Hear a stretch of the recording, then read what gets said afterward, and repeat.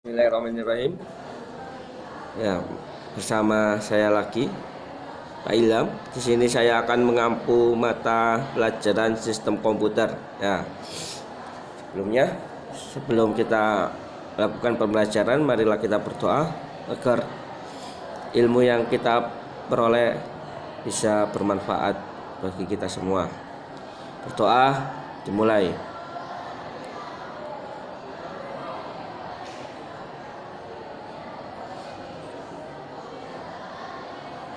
Selesai ya.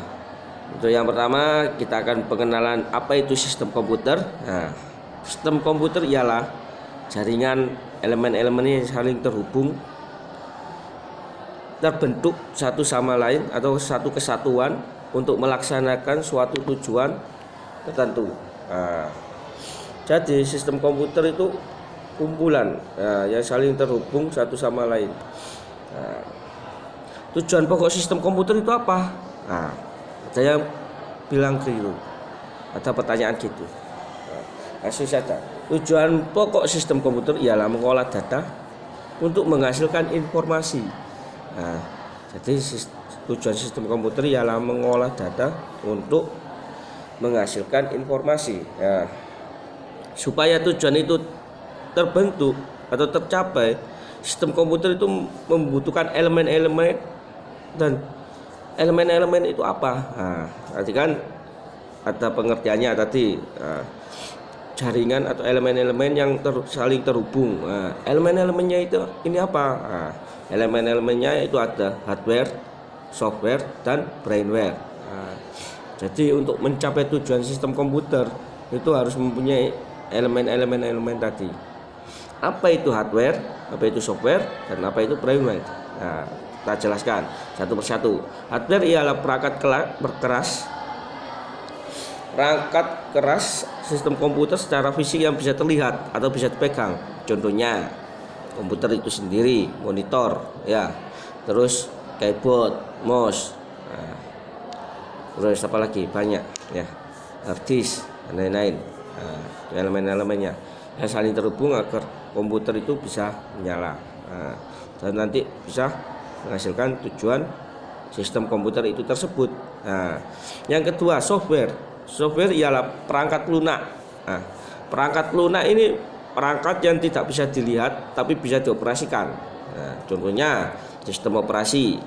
Kedua, bahasa pemrograman. Ketiga, aplikasi-aplikasi. Nah, contoh kalau software itu sistem operasi ada Windows. Nah, kayak komputer kalian atau laptop kalian itu biasanya install Windows terlebih dahulu agar komputer itu bisa berjalan. Nah, kalau nggak diinstal nanti tampilannya hitam, ada tulisan-tulisan kecil.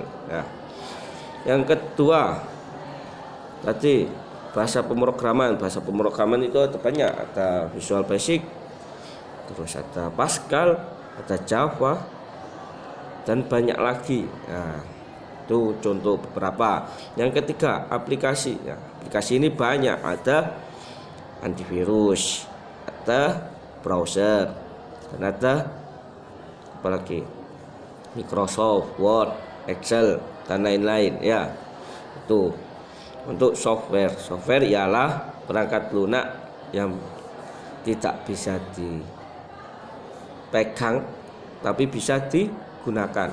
Nah, untuk yang ketiga, brainware. Apa itu brainware? Nah, brainware ini orang yang mengoperasikan atau user, yang mengatur sistem komputernya itu tersebut. Nah, jadi tujuannya itu apa? Nanti yang mengoperasikan ialah brainware atau kita sebagai user. Nah, itu pengertian singkat dari sistem komputer. Mungkin ada pertanyaan bisa ditanyakan via WhatsApp. Ya, bisa chat pribadi saya atau bisa chat di grup. Ya, dari ketiga elemen tersebut ada software, ada hardware, ada brainware, itu harus saling terhubung, atau harus saling bekerja satu sama lain.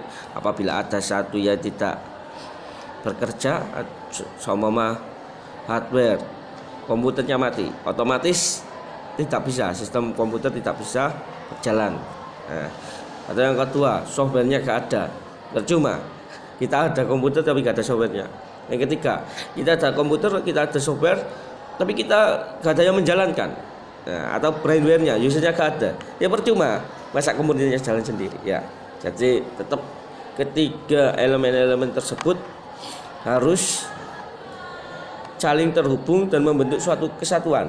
Nah, jadi tidak boleh terpisah. Kalau terpisah, tujuan sistem komputer itu tersebut tidak berjalan dengan lancar atau tidak bisa berjalan. Tuh. Itu mungkin tambahan dari saya. Kalau ada pertanyaan bisa ditanyakan lagi. Ya. Selanjutnya kita akan melangkah ke materi selanjutnya, atau setelah tadi pengenalan sistem komputer ada materi sistem bilangan. Nah, ada yang bertanya, sistem bilangan itu apa? Nah, gampang, kita akan menjawab. Sistem bilangan ialah suatu cara untuk mewakili besaran suatu item fisik.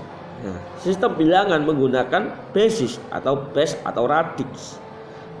Radix ya. Radix adalah banyaknya suku angka atau digit yang dipergunakan dalam suatu sistem bilangan. Nah, itu radix. Nah, contohnya 1, 2, 3, 4, 5. Berarti radixnya ada 5. Contohnya 0 sampai 9, radixnya ada 10. Nah, itu radix. Sistem bilangan itu ada apa aja di dalam sistem komputer? Ya. Yang pertama ada bilangan desimal, yang kedua ada bilangan biner, dan yang ketiga adalah bilangan oktal, dan yang terakhir 4 bilangan heksadesimal. Nah, kita akan jelaskan satu persatu.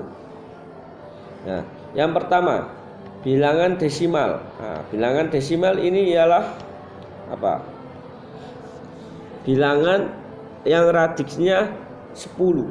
Nah, radix 10 itu apa? Jadi bilangan yang mencakup 0, 1, 2, 3, 4, 5, 6, 7, 8, 9, 10. Itu adalah bilangan desimal.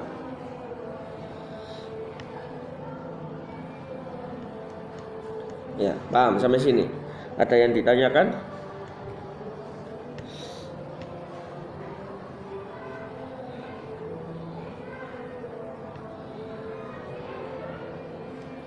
Yang kedua, bilangan biner.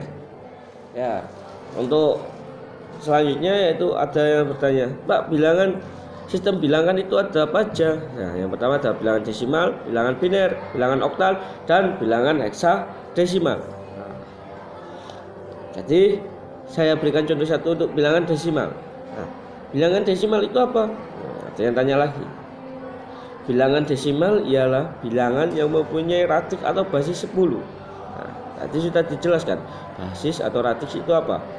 Banyaknya suku angka atau digit yang dipergunakan dalam suatu bilangan. Nah, contoh bilangan desimal yang berbasis 10 itu ada himpunan 0 sampai 9. 0, 1, 2, 3, 4, 5, 6, 7, 8, 9. Nah, itu adalah bilangan desimal himpunannya. Nah, untuk sekarang ada bilangan biner. Bilangan biner itu apa? Bilangan biner itu ialah bilangan yang radix atau basisnya 2.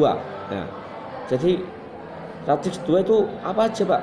Nah, 0 sama 1. Nah, jadi nanti bilangan biner itu 0001. Nah, contohnya itu nanti angka berapa di dalam bilangan desimal. Nah, untuk bilangan oktal, bilangan heksadesimal nanti cari tahu sendiri ya. Tugasnya jadi mencari tahu bilangan oktal, bilangan heksadesimal. Nah, sebelum mencari bilangan oktal sama bilangan heksadesimal, kalian harus merangkum materi yang sudah Bapak sampaikan tadi di awal, dari materi sistem komputer dan materi yang menghubungkan sistem komputer tadi atau elemen-elemen tadi itu apa aja ya. Yang ketiga, sistem bilangan itu apa, dan sampai yang terakhir tadi ada bilangan desimal, bilangan biner, dan untuk keduanya ini kalian cari tahu sendiri buat belajar ya. Ya, jadi merangkum materi yang tugasnya adalah merangkum materi yang telah diajarkan atau dipaparkan Bapak tadi selama pembelajaran. Nah, cukup sekian dari Bapak. Apabila ada kurang lebihnya, Bapak mohon maaf.